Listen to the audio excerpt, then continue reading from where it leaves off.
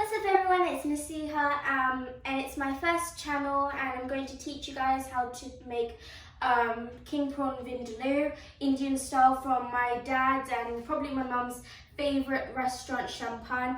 It's not the actual recipe, but it's as close as you can get. So I'll first walk you through the ingredients that we have. First, we've got base gravy. In our next video, we will show you how to make this base gravy. It's quite simple. It takes a long time to make though. Next, we've got half a tablespoon of mango chutney. It really makes the difference, so please add it. We've got a large pinch of kasuri methi crumbled. Make sure to crumble it as you're putting it in. Here we've got our spice mix. It's half a teaspoon of garam masala, half a teaspoon of black pepper, half a teaspoon of salt, 2 tablespoons of curry powder and 2 tablespoons of chilli powder. Over here we've got 4 tablespoons of tomato puree with a bit of water, just so it's easier to put into the pan once we cook it. 4 tablespoons of oil, vegetable oil. We're going to add this, and 1 pepper. I had 2/3 of pepper, so that's why it's not that much, but you can add a whole pepper, it's fine. Next we've got 2 cloves of garlic, and we've got a large handful of coriander chopped finely. And we've also got cooked and peeled jumbo king prawns, they're pre-cooked. Here we've got 180 grams of cooked and peeled jumbo king prawns, so it's going to be 360 grams because we added 2 packets. We chopped these, we cut these like this so it opens up, so it will poof up when it cooks. I haven't done it yet. I will show you how to do it when we add it in.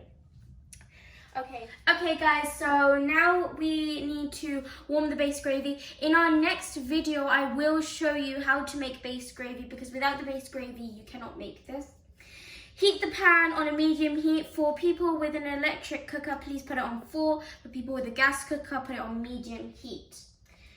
So now we're going to go ahead and add all of our oil. It's not going to splatter because it's oil, I guess. Okay. And then we're going to add our garlic.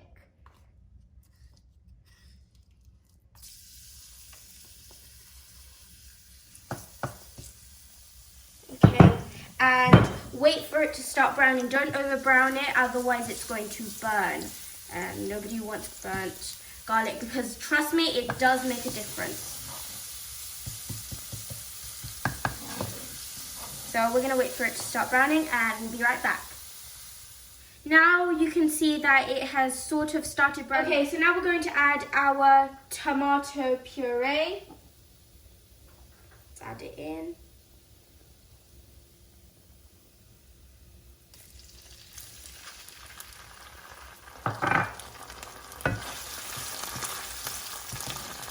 So as you can see, it's starting to sizzle with the tomato puree. So let's just start mixing this, and then we're going to go on to our next item on our list. We need to cook it for about a minute, so we're going to wait for a minute and then we'll be right back. Now we're going to add our spice mix. Let's go. So once we add it, so we're going to add it now. Let's add it.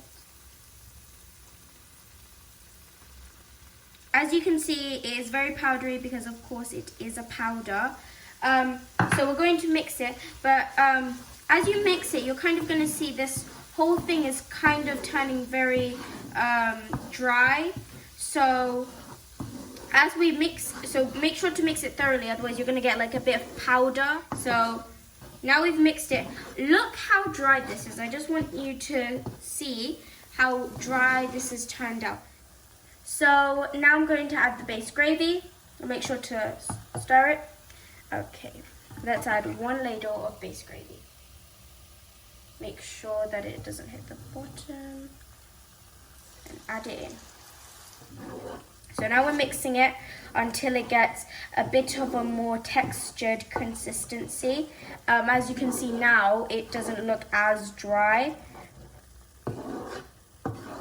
Make sure, by the way guys, make sure to scrape off the edges, otherwise the sides will burn and we don't want the burnt sauce in our food because trust me, it does make a difference. Okay, so now that we've mixed it up, we're going to add the peppers and another ladle of base gravy. So let's go. Okay, so we've got our peppers in chunks. It's not in lines, it's in chunks, so make sure to cut it into chunks. To be honest, it doesn't matter how you make it, but we're doing it in chunks if you're wondering. And now we're going to add the base gravy, so let's do that.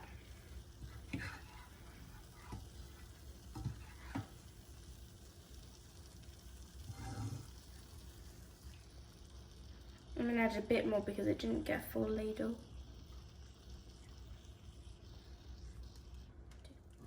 Okay, so we've just put the level up a bit higher. If you're using a gas cooker, it's fine. If you're using an electric cooker, put it up to 7. And we've put the base gravy in and now we're mixing it. Make sure still don't get it on the sides. If you do, just please scrape it off. And as we're mixing, you can see it looks much more like a curry. So we're going to cook this for 2 minutes. Let's put the timer in. So now we're going to add the rest of the base gravy and mango chutney. So we're going to grab it, take the ladle out because we're not going to do it in ladles, put it down, and we're just going to add the rest.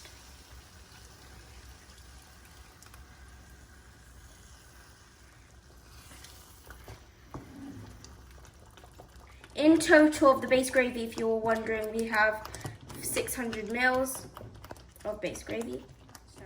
The base gravy was splattering, so we put it up to 1 for an electric cooker. If you're on a gas cooker, please put it on low. And so we're just mixing it. Now we're going to add the mango chutney. Here it is. Let's add it in.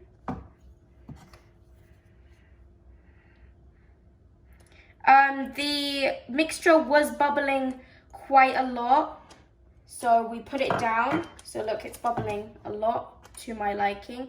You can add some hot water if you want. It's optional, so you don't have to do it.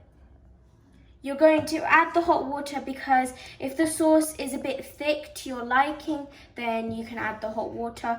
If it's the perfect consistency for you, then you don't need to add it. So we're going to put the lid on and we're going to let the pepper tenderize for 3 minutes. So we'll see you after that. Okay, we've cooked it for 3 minutes. As you can see, there are less bubbles now. It used to splatter everywhere, but now it's gone a bit better. So now we're going to open it and add our kasuri methi.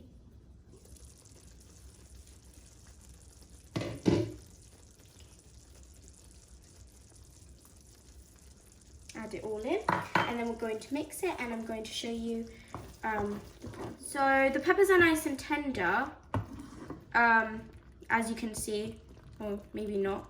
They look quite tender, so that's why we cooked them, to make them nice and tender, and we achieved our goal. So now the kasuri methi is nicely mixed, we're going to go on to our prawns. So I've cut the prawns in a way that people don't usually do. I've cut them right through the side, so when they cook, they expand and they become nice, and they become more like a circle and they poof. And we want that with our prawns, so they can also cook thoroughly. I've done all of them except for this one, and I'm going to show you how to do it. First, you get the thickest part, and you get the end of it, and you just cut it until you get to the middle, and you do it until you get about here, and you're done. So now we're going to add the prawns in. Because they're pre-cooked, we're adding them at the end. I don't want them to go everywhere. Where'd the other one go? Okay, and we're going to mix it. So let's start mixing. So all we're trying to do right now is warm the prawns through because they are pre-cooked. And that will just take a minute, and then you're done. Okay, so now it's been cooking for 1 minute. Now we're going to add the coriander. But it would taste nicer if you did. Make sure to get the sides. Make sure to always be wary of the sides because they can easily burn and they can easily ruin a dish. So I just cooked it for another minute with the coriander and it's ready. So this is really easy. It's only about 10-15 minutes because it is it's the closest you'll get to an Indian takeaway. It really does not take that long, and it is delicious. And there you have it, the King Prawns Vindaloo Indian.